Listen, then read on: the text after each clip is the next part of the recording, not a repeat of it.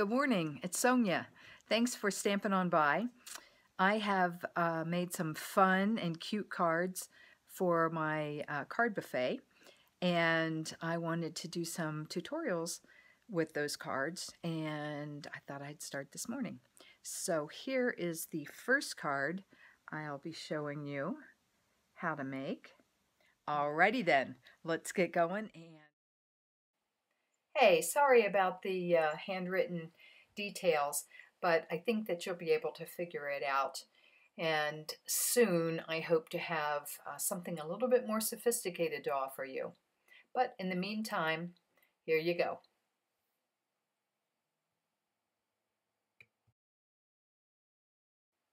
I know you have all of your supplies cut and ready to go. So what you do next is glue on your wallpaper and paint.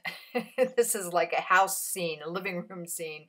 So go ahead and glue those pages on.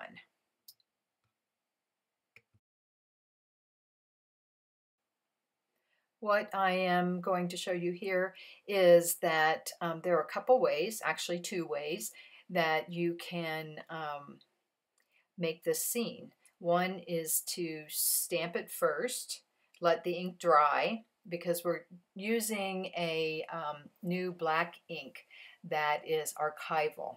But that archival ink needs to dry for sure.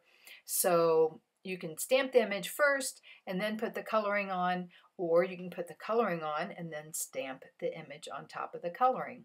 So I'm going to speed it up a bit and we'll see what happens.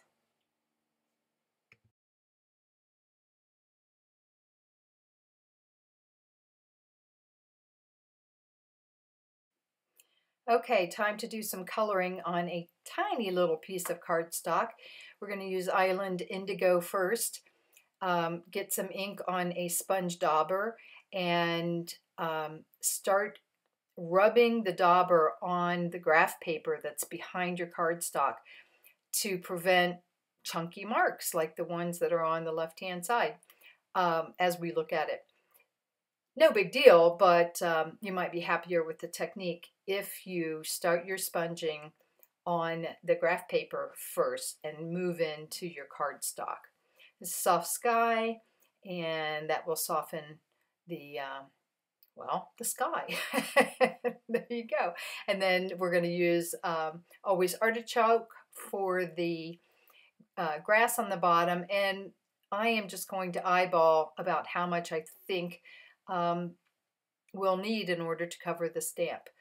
So I will speed it up here and you can watch what's happening.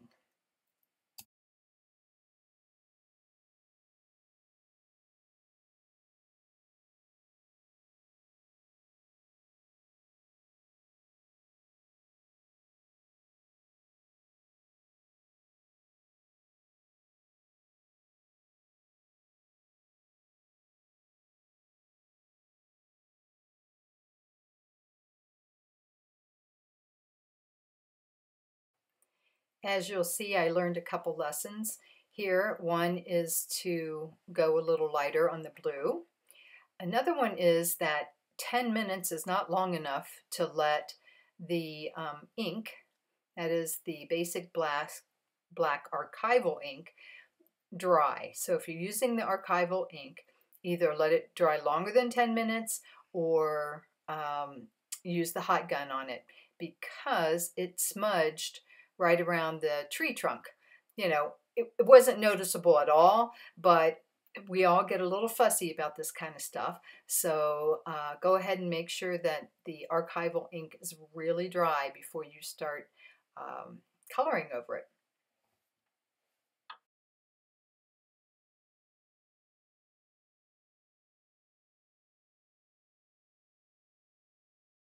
It's time for Stampin' Right markers. We're using Cajun Craze, Delightful Dijon, and Pumpkin Pie. You just color it in as you like. I have separated the 2 images so that you could see which one you like best. Do you like to stamp it first and let that ink dry? and then color it, or do you like to color it first and then stamp and color in? I don't think it makes a darn bit of difference, but I thought I would give you the chance to see the two of them.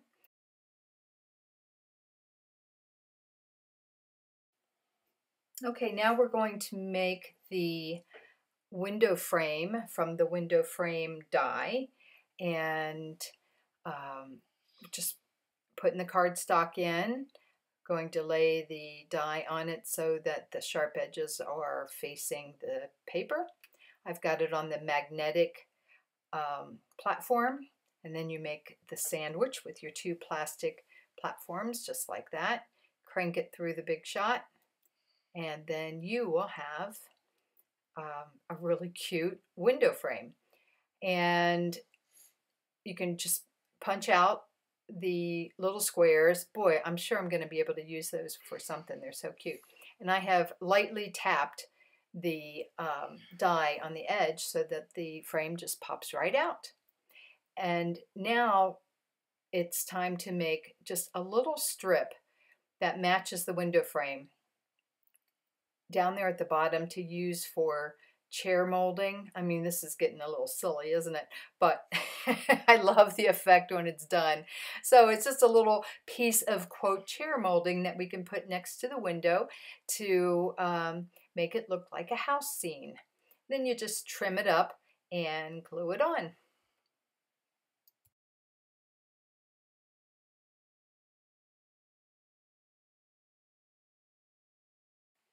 The window frame die came from Stampin' Up's Hearth Home, and the little leaf die, say that fast, the little leaf die comes from another one, another Stampin' Up set called Square Pillow Box Thinlits. I will show you much more about the square pillow later on in another blog post.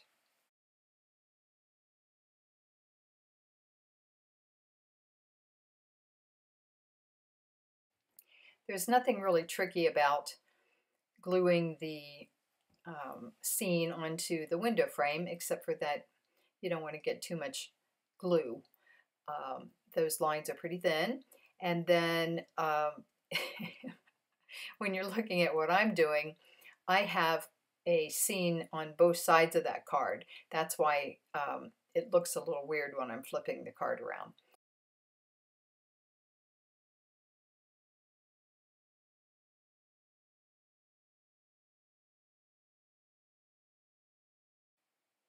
I'm just assembling the card and putting on those little bitty pieces of chair molding, and I am going to point to the fact that there's a little line engraved on those pieces there to match the window.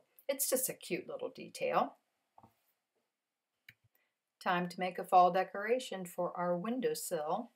Just glue the leaves on and then make yourself a linen thread bow.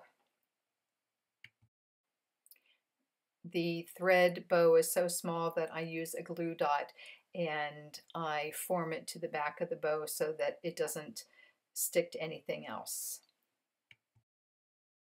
Putting those cute little leaves on the inside card sentiment and on the envelope really tie this project together.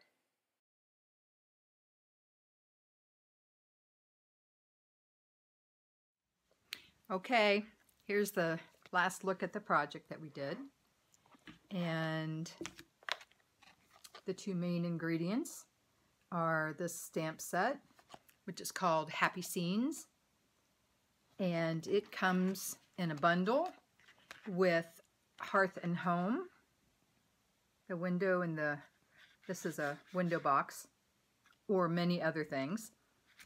And then the third main thing that I used is this, it's called the Square Pillow Box Thinlits. And you don't have to have this to make this particular card. I got this set to make the little pillow boxes, but it has the leaves in it. It also has Christmas trees and pumpkins Now, ooh, I could have put some of those pumpkins on the floor inside the quote house on the card. So anyway, I hope you had fun doing this and that you will come stamp by my place again. All right, take care. Bye-bye.